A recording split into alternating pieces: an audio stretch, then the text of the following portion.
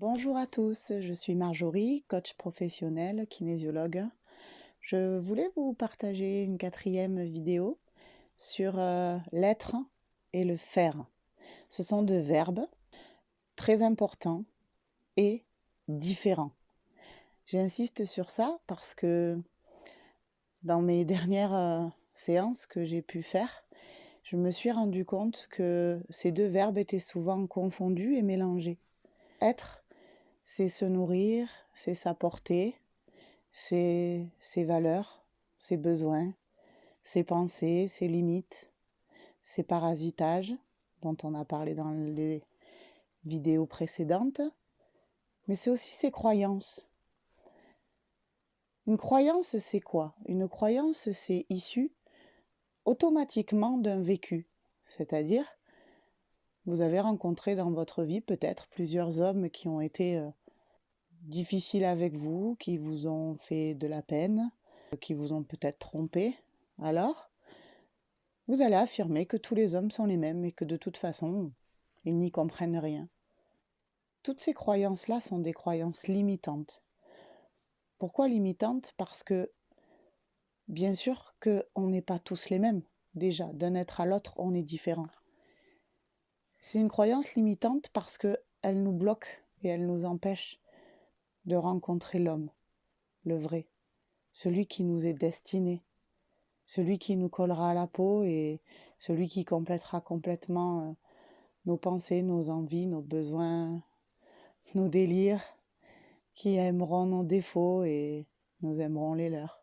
Donc, les croyances qui font partie de notre monde et du monde de l'être, elles sont importantes à visualiser. Remettez-les en cause, vos croyances, surtout si elles sont limitantes. Si ce sont des croyances aidantes, oh ben qu'est-ce que les gens sont gentils, je rencontre toujours des gens gentils. Toutes ces croyances qui vous aident à voir le monde avec des yeux plus joyeux, plus clairs, plus beaux, eh ben, ce sont des croyances qui vous aident. Du coup, posez-vous la question, ai-je des croyances qui m'aident tout le temps? Quand je crois que les hommes sont tous les mêmes ou que les femmes sont toutes les mêmes, quand je crois que de toute façon c'est toujours pareil, ça changera jamais, et tout est fatalité. Voilà, posez-vous toutes ces questions-là et toutes les croyances qui vous limitent, essayez de les transformer. Alors transformer une croyance, c'est pas difficile, c'est simplement essayer de la prendre à contre-pied. C'est-à-dire choisir de regarder ben, les hommes autour de vous, pour rester sur cet exemple-là, hein, les hommes autour de vous qui sont pas comme vous croyez que tous les hommes sont. Euh, Ça peut être vos voisins, ça peut être vos amis, ça peut être, je sais pas, vos enfants, etc. Et c'est vrai que changez votre croyance parce que des fois, c'est le fait d'avoir une croyance et d'insister sur le fait que bah, les hommes sont tous les mêmes, vous allez du coup focaliser sur tous ces hommes-là. C'est un peu comme quand une femme elle a décidé d'avoir un enfant, elle va arriver à voir et à flairer toutes les femmes enceintes du secteur avec les poussettes et tout. C'est la même chose. Si j'ai des croyances fortes qui disent que de toute façon, bah, tous les hommes sont les mêmes, pour rester avec cet exemple, eh ben, automatiquement, je vais sans cesse attirer ce genre d'homme-là et être attiré moi-même par ce genre d'homme-là. Tout ce fonctionnement-là, vos valeurs, vos principes, vos besoins, vos limites, donc on n'a pas parlé des limites, on a parlé des parasitages, mais pas des limites. Poser ces limites, c'est important.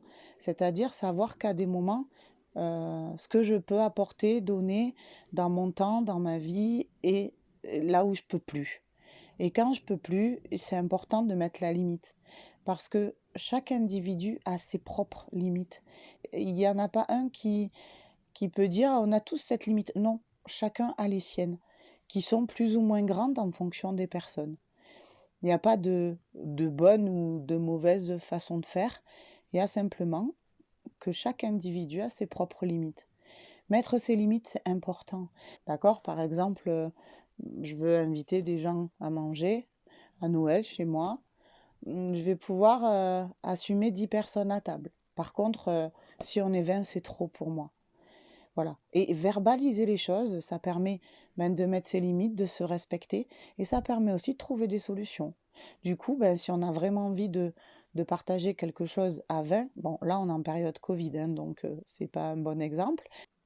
Si vous avez vraiment envie d'être tous les 20 parce que vous avez envie d'être ensemble et que c'est trop pour la personne qui reçoit, vous pouvez envisager que chacun, par exemple, apporte un plat.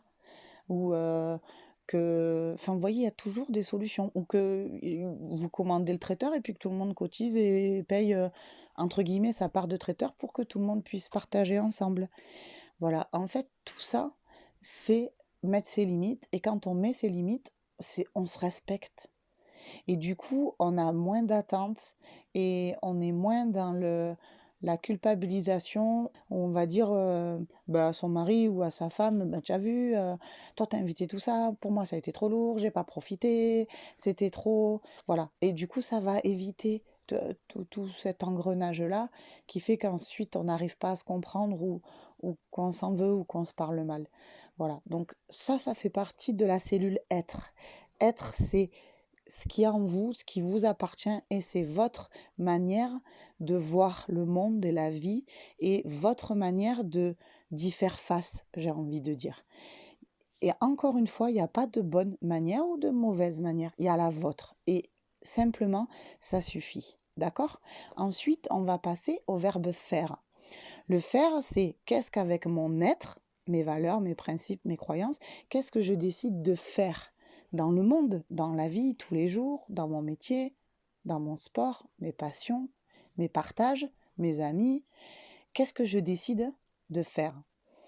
Donc là, je vais insister sur quelque chose d'important. Il y a un petit mur entre le être et le faire. Il y a un petit mur, comme un petit mur de protection à franchir, qui pourrait définir que à aucun moment l'être doit se noyer dans le faire. L'être, il est à sa place, comme dans un œuf en fait, qui n'est pas hermétique, hein, pas du tout. Par contre, il est dans une certaine protection parce que sur l'être, entre guillemets, il n'y a que vous qui pouvez agir. D'accord? Ensuite, dans le faire, on va choisir de faire des choses, d'aller travailler, d'aller dans une association, de partager. Il y en a qui vont aimer faire du bénévolat, il y en a qui vont aimer faire que des choses de manière individuelle.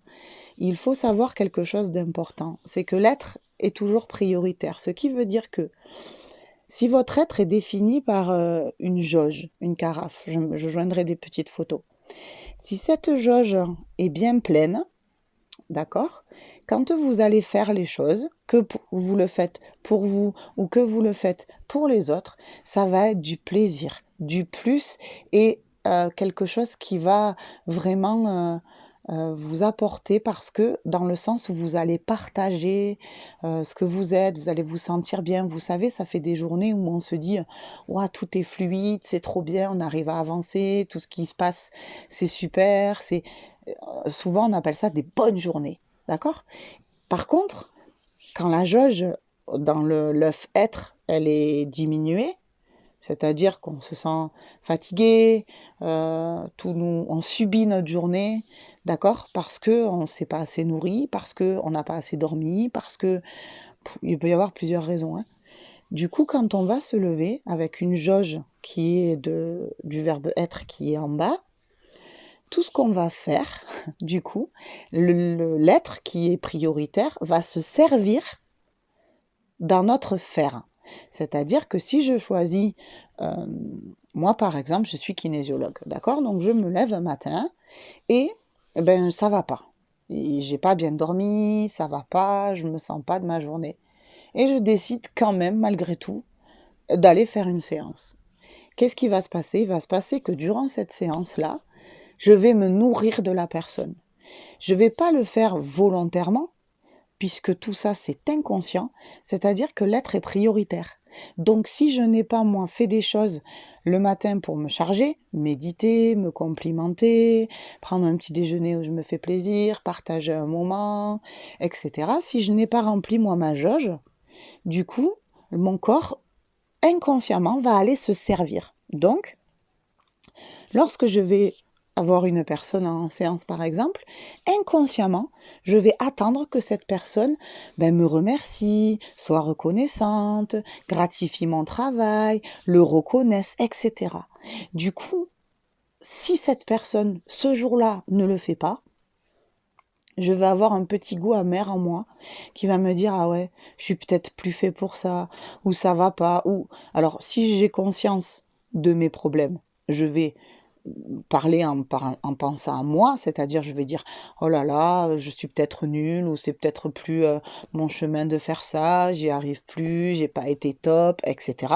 Puisque ma jauge est restée assez basse, d'accord? Si je suis quelqu'un qui ne me remet pas en cause, je vais dire ah ben cette personne, qu'est-ce qu'elle est conne, alors c'est elle, elle sait pas recevoir, elle est nulle, etc. Parce que j'ai pas travaillé sur moi, du coup je vais projeter le problème à l'extérieur de moi. Par contre, si ma jauge elle est super bien remplie et moi mon être est protégé, peu importe ce que je vais décider de faire, si je décide si je décide de faire une séance et que cette séance est bien accueillie, eh ben c'est super. Si cette séance n'est pas bien accueillie, ce n'est pas grave. Et je garderai quand même le sourire parce que je ne suis pas responsable et j'en ai bien conscience quand mon être est complet. Je ne suis pas responsable de la manière dont la personne va recevoir ce que moi j'ai à lui apporter. D'accord? Et ça, c'est pour tout dans la vie.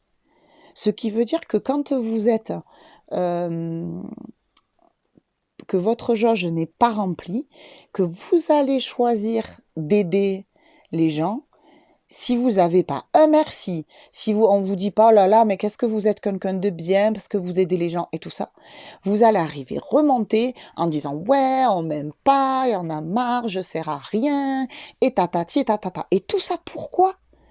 Parce que votre loge être n'est pas remplie.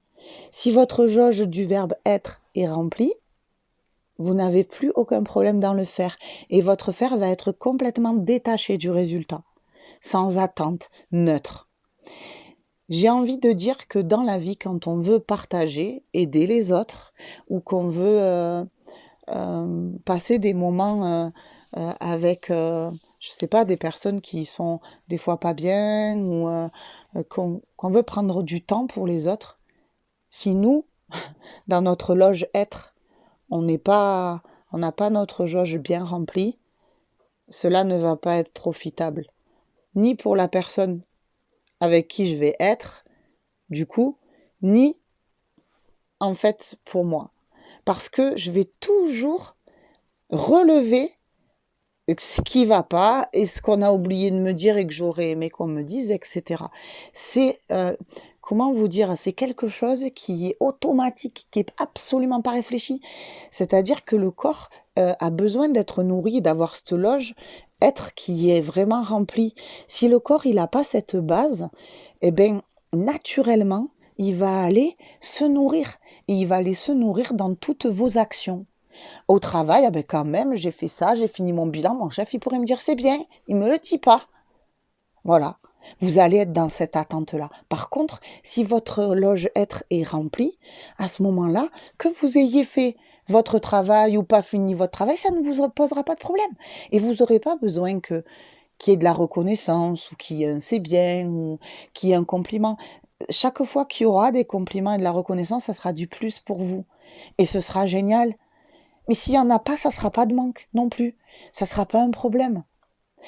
Souvent en amour, pour reprendre un peu l'exemple de tout à l'heure avec les hommes sont tous les mêmes, etc., ou les femmes sont toutes les mêmes, en amour c'est pareil. En amour, le problème c'est que si notre loge à nous n'est pas remplie, si on n'est pas capable nous-mêmes de s'aimer, de s'apporter de la bienveillance, de la tolérance, on en revient à ce que je disais dans la vidéo précédente, mais si on n'est pas capable de s'apporter tout ça, nous, comment peut-on exiger de l'autre qu'il nous aime, qu'il soit bienveillant et qu'il soit tolérant avec nous, dans la mesure où même nous, on n'est pas capable de se l'appliquer à soi-même? Ça n'a pas de sens de faire ça. D'accord? Souvent, les gens confondent le être et le faire. Moi, je veux juste donner aux gens, c'est tout. Mais les gens qui donnent juste aux gens et c'est tout, et qui s'oublient, eh ben, ça fait partie des gens qu'on va dire ben, les meilleurs partent en premier.